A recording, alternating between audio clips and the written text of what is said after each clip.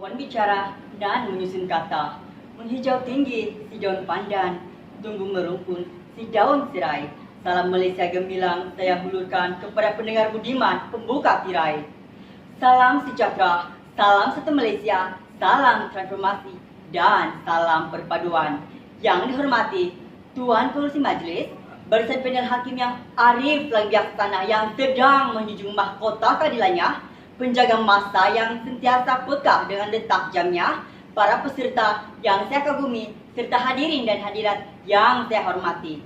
Sidang hadirin yang mulia, tajuk pidato saya ialah keutuhan perpaduan keharmonian berpanjangan.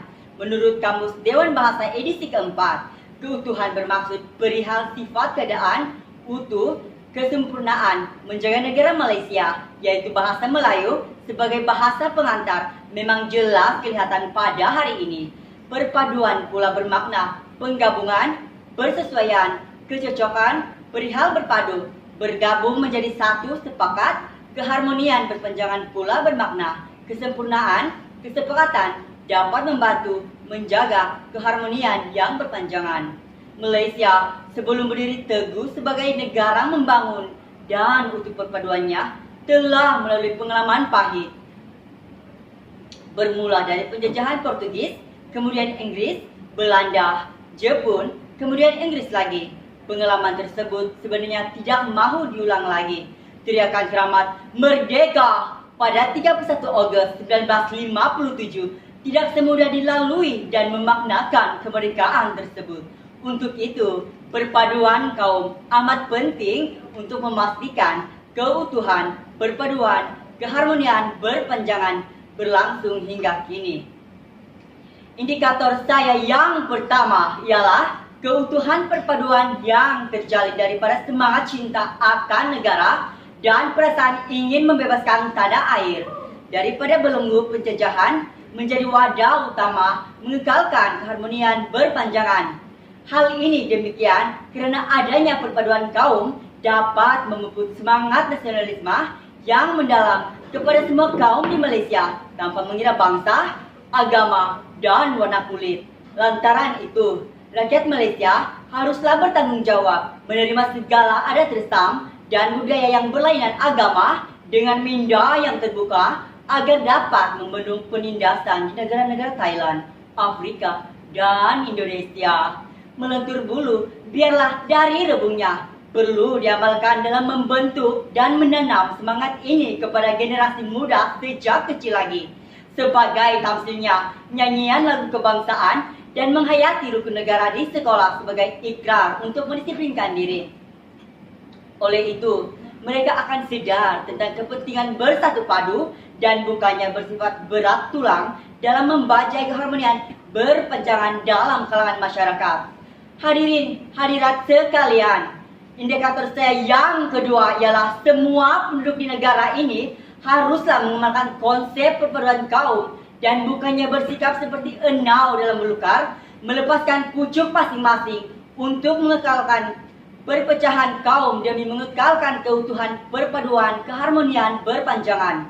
Ketahuilah, pastinya sudah ada tertanam dalam minda kita tentang rusuhan kaum yang berlaku pada 13 Mei 1969 yang berlaku di negara kita.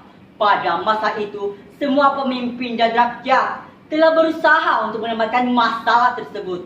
Oleh itu, perpaduan kaum dijadikan wadah utama menjamin perpaduan negara. Hal ini kerana masyarakat yang bersatu padu dan menghormati kaum lain dapat menjamin keamanan negara. Peribahasa ada menyebut, bersatu kita teguh, bercerai kita roboh. Perealisasian pepatah ini dapat dibuktikan melalui kerjasama yang erat antara kaum. Tamsilnya, kaum Cina menghormati adat dan budaya kaum Melayu dan India. Selain itu, minda dan pikiran kita haruslah diisi dengan nilai-nilai yang positif agar tidak berlaku permusuhan demi mencapai keharmonian berpanjangan. Hadirin sekalian, indikator saya yang ketiga ialah pendidikan menjadi tunjang utama membawa kepada keutuhan perpaduan yang seharusnya membawa keharmonian berpanjangan. Dasawarsa ini, sekolah dan pendidikan memainkan peranan yang sangat penting bagi membina perpaduan dan keharmonian berpanjangan. Falsafah pendidikan kebangsaan menyatakan pendidikan di Malaysia adalah satu usaha berterusan ke arah memperkembangkan lagi potensi individu secara menyeluruh dan bersatu padu untuk mewujudkan potensi individu yang harmonis dan seimbang dari segi intelek, rohani, emosi, dan jasmani berdasarkan kepercayaan kepada Tuhan. Usaha ini sebenarnya memberi sumbangan terhadap keharmonian dan kemakmuran masyarakat dan negara. Secara tamsilnya, melalui penggunaan bahasa dan sistem peperiksaan yang sama serta penglibatan aktif pelajar dalam aktiviti-aktiviti kokurikulum yang dirancang dan dilaksanakan sepanjang sesi persekolahan pelajar. Izharnya, keutuhan perpaduan dapat dibangkitkan melalui sistem pendidikan negara yang seharusnya mampu membawa keharmonian berpanjangan.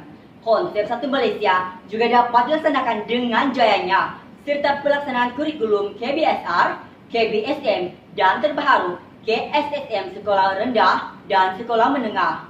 Hadirin sekalian, sebagai kesimpulannya, sekali lagi saya ingin menegaskan bahwa keutuhan perpaduan amat penting dalam kehidupan harian kita.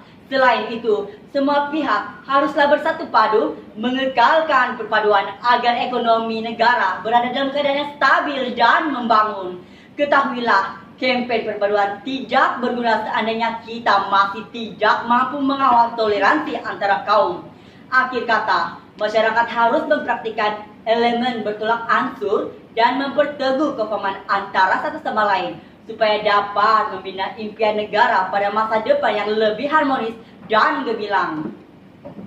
Sekalian saja pidato saya kali ini, dan ingin memohon maaf sekiranya tersilap kata dan tutur bicara yang kurang sopan semasa saya menyampaikan pidato tadi. Saya akhiri pidato saya dengan dua rangka pantun. Bunga melati, bunga kemboja, dipetik oleh si anak darah, yang juga sabar pun juga, ada umur tidak kemana. Ikan gelisah untuk ikan gelisah untuk dimakan sarapan pagi. Kita bertemu akhirnya berpisah, diizin Tuhan bersua lagi. Sekian, terima kasih.